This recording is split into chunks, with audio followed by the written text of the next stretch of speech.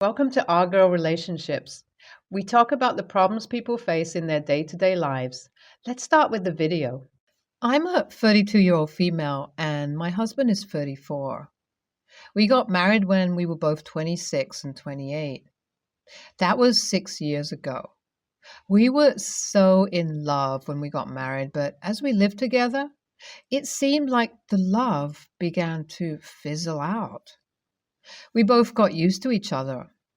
Now I understand why some say it's not the love and butterflies you feel while dating that keeps a lasting marriage.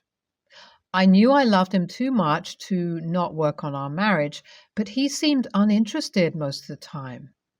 We had terrible communication issues once, so I thought we needed to see a therapist, but he refused. In his words, all I needed to do was understand him. I told him it was a two-way thing and we had to try together. We had a big argument and he said he would come. On the day, we were each supposed to drive there after work, but he never came. When I got home, he wasn't there either and returned home drunk. I was so pissed and hurt that I didn't even have the energy for another argument. I slept in the guest room that night and cried myself to sleep. He never brought up his no-show or gave an apology for it. I wonder every day what happened to us, where we got it wrong and how we could fix it. God knows I wanted so bad to fix us, to fix our marriage. About 4 months ago, his attitude towards me became even worse, and he told me he had lost his job. So I thought he was just acting out. I took all the insults and hurtful things he said to me. After all, they say hurting people hurt people. I started providing for all our needs in the house. We used to split the costs before, but I was more than capable of footing the bills on my own until he got back on his feet. He still went out like usual when he had a job, only this time he stayed even later and sometimes didn't come home for days. I was growing tired of it, so I decided to confront him the next time it happened. He didn't come home for the weekend or respond to my calls.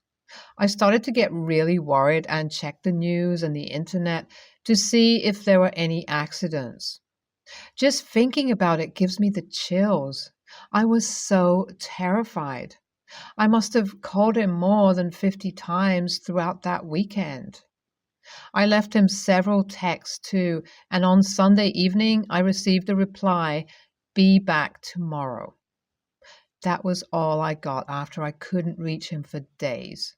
My marriage with him was unbearable, and I think he enjoyed watching me get frustrated. Where was the man who worshipped the ground I walked on and did everything I wanted? Where was the man who showered me with gifts and wrote original poems?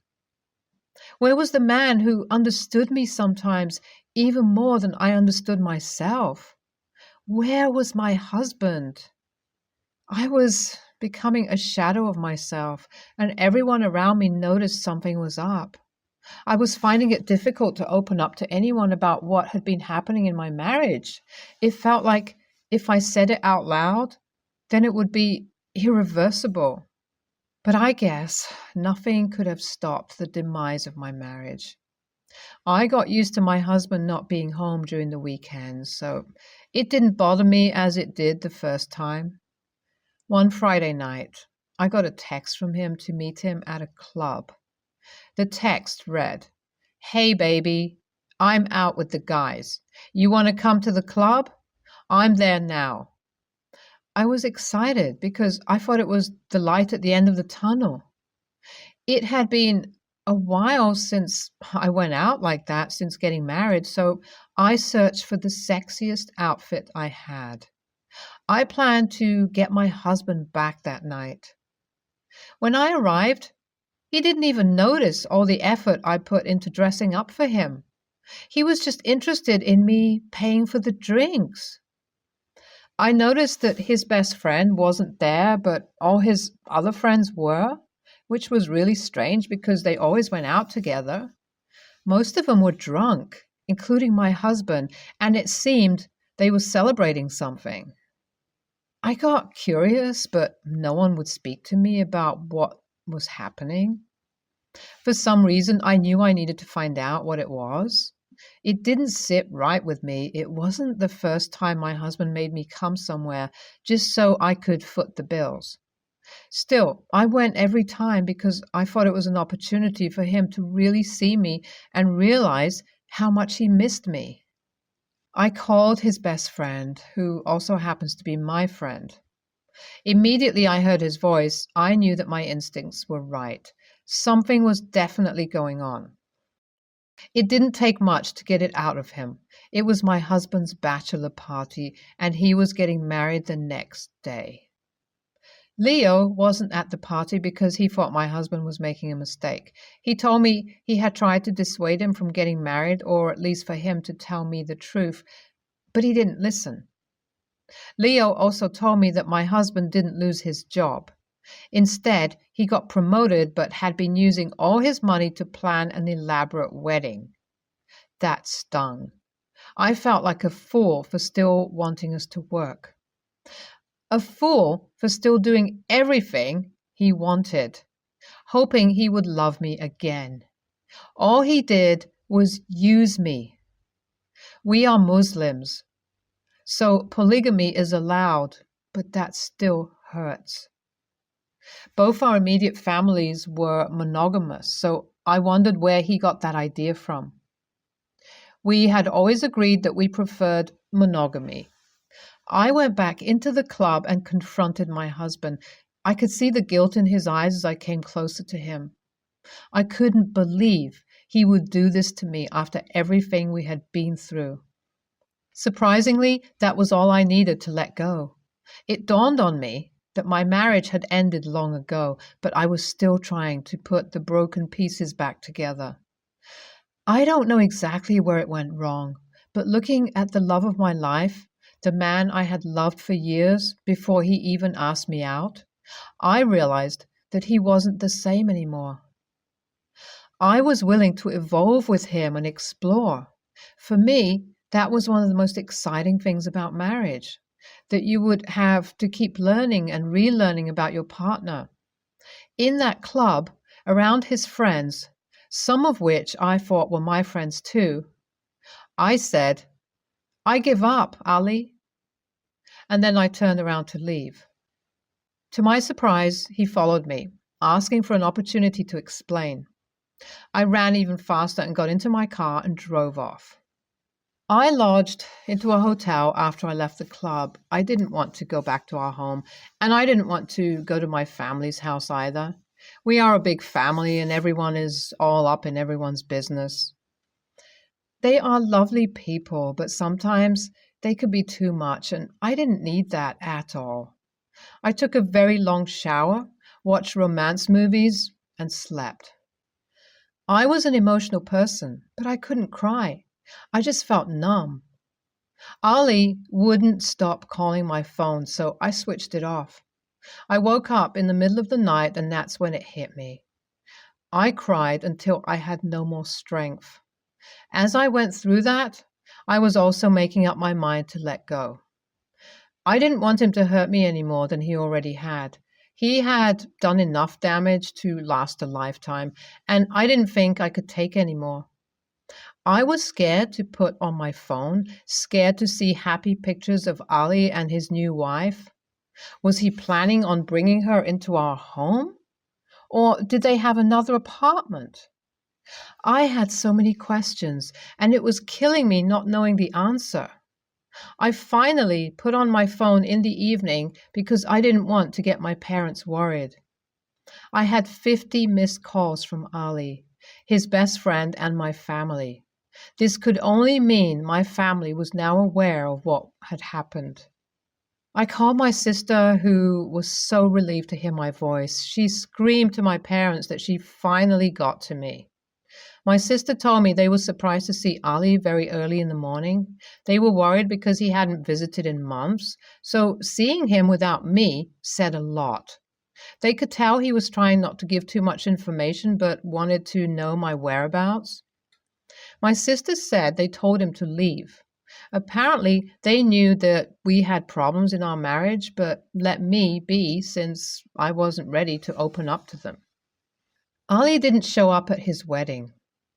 Right now, I'm sure he doesn't know what he wants, because why is it when I decided to let everything go that he wouldn't let me be?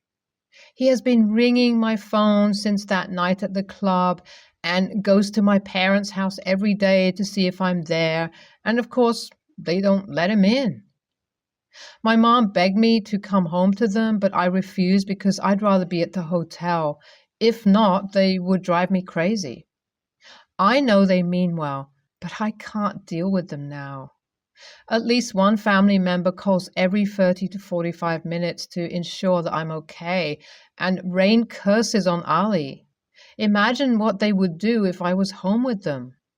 I'm not going to lie. I really wanted to know what happened with the wedding. Serve the girl right who wanted to marry a married man. I called Ali's best friend and he told me that Ali had come back to his senses and realized the day he told me to come to the club that he still loved me. He confessed that one of his other friends had poisoned his mind and told him how he was enjoying his polygamous marriage, but that's not what he wanted. It was the most ridiculous thing I had heard all week. If some friend he met could lead him astray and make him treat me the way he had been treating me all this while, then I'm grateful that friend came into his life to show me who Ali really was. It's good riddance. All his excuses for treating me like trash just made me dislike him even more. I don't want to be with Ali anymore. I'm getting a divorce, ASAP. Now he has lost both his wife and wife-to-be. I guess that's the irony of life. NTA, Ali deserves what he got in the end. NTA, such shitty friends that man has. Even his best friend, who refused to go to the party, could have done way more than count himself out of the whole thing. I would never let my best friend ruin his life, even if he hates me for it. I, 17, male, live with my father, his wife, and my half-sister Molly. My parents were going through a divorce when Molly was born and my mom died. My father had been cheating, and Mom found out about it and kicked him out, just as it came to light that the other woman was pregnant. Then I lost my mom less than 4 months later. I was only 7 at the time, but not dumb. So I knew what my father had been up to. At least I knew he'd done something bad and didn't quite understand as much. The divorce hadn't been finalized or anything when my mom died, so they saw it as a positive that they could get married quicker. My father and his wife told me that we'd be a happy family and that things would be okay. I told them I knew they were bad and that I wanted to be somewhere else. That was the wrong thing to say because my father's wife decided she would stop at nothing to win me over and my father, and she attempted to convince me that what they had done was a good thing and hurt nobody. I was about 10 or 11 when I realized calling him my father instead of dad annoyed him. It took a bit longer to realize it sounded colder and less close, so I switched to using it exclusively. It became a sore point. He hated it. His wife hated being called by her first name and referred to as my father's wife. They also hated that I always called Molly my half-sister. Molly has been told repeatedly that we share both parents with each other. She has been told we are full siblings. She has asked so many times in the last 2 or 3 years why I call Mom by her name and why I don't talk to her like other kids talk about their moms. I told my father and his wife that they needed to tell her. They said she knows the truth and I am the person who doesn't. They said one day I will regret the walls I put up and they will always be there. When it never let up with Molly, I told them if they did not tell her, I would. So when she brought it up to me last week, I told her that her mom had never been my mother, that we shared a father, but my mom had died when I was 7, and her mom was just the woman my father married. She ended up turning her questions on them, at which point they went nuts at me and told me I had no right. Then they told Molly her mom had always wanted to be my mom too, but I rejected her, which sent her back to me with so many questions. And then she got upset because I told her I didn't want her mom to be my mother. She got put in the middle, and part of the reason it got so bad is because I told her the truth. I already know what her parents think. AITA, though? NTA. You don't have to lie for the sake of your father and stepmother. They knew how bad they looked and deliberately lied to their daughter. They're very much a matching pair of AHs. They caused, quite literally, this entire situation and compounded it by demanding that you lie to cover for them, meaning Molly wouldn't have a single person in her family she could trust if you did that. You're 100% in the right. And the adults you live with, wow. Just be there for Molly and keep in touch with her once you're gone and away. NTA, your half-sister deserves the truth, and it's on your father and his wife that she wasn't told in a more productive way. It sounds like you've been robbed of a chance to properly grieve and remember your mother, and I'm sorry for you. It seems like you have years of experience existing this way, so keep doing what you are doing. Adulthood and independence isn't that far off. Once you've established yourself as an adult, get therapy. Consider reconnecting with your mom's side of the family and decide on what terms you want to talk to your father. I'm 16, female. My parents are divorced. They got together in 2004, married in 2006, a couple of months before I was born, and split up in late 2012. The divorce was finalized in early 2013. My parents' split really affected me. I got homesick, upset, and anxious when I was away from one parent, and it was the same when I was with the other. I cried all the time, was very withdrawn and sensitive, and thought I was the reason they split. It got tense for a while when my parents got new partners, but I eventually got used to it. If it's relevant, my dad married my stepmom in 2016 and has 2 kids with her.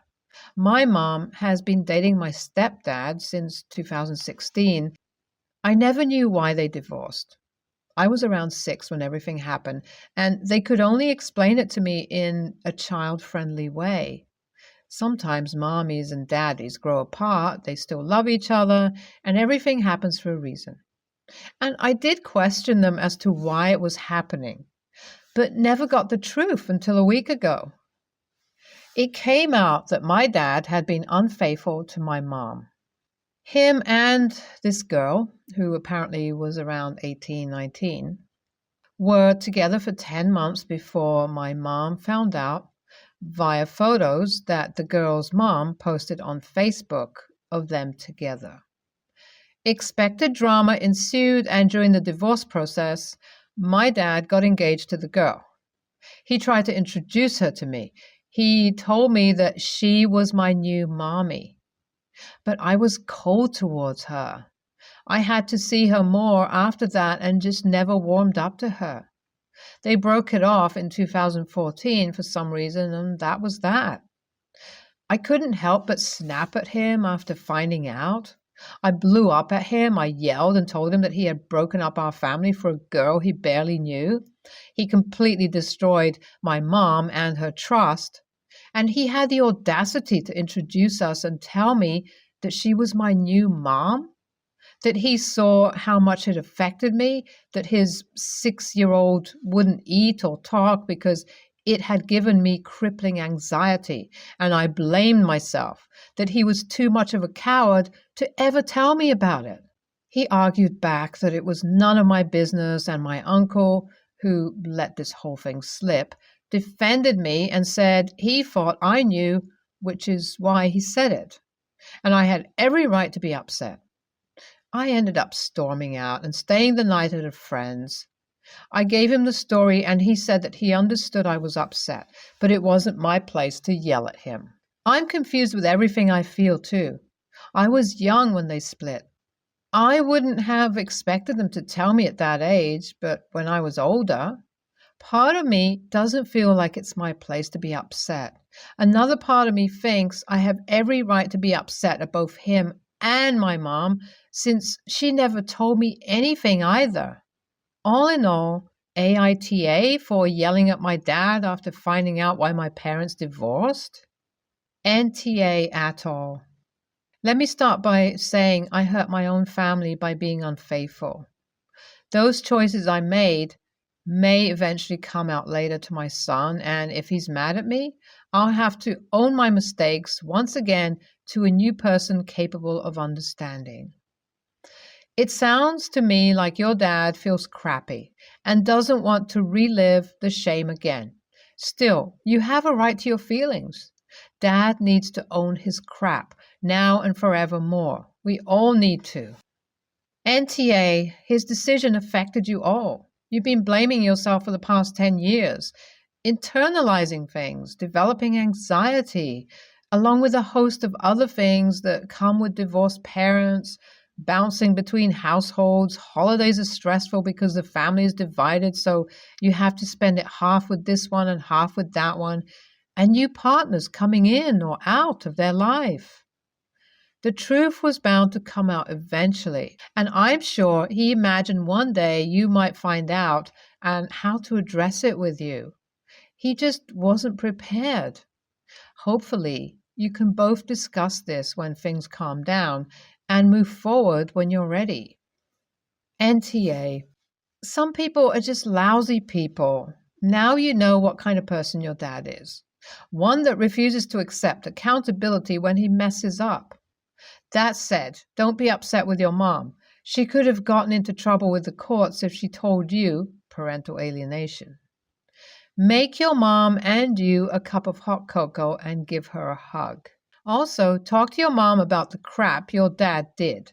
Demand you call his affair partner your new mommy. Your mom loves you. Your uncle and other relatives love you. Go with that.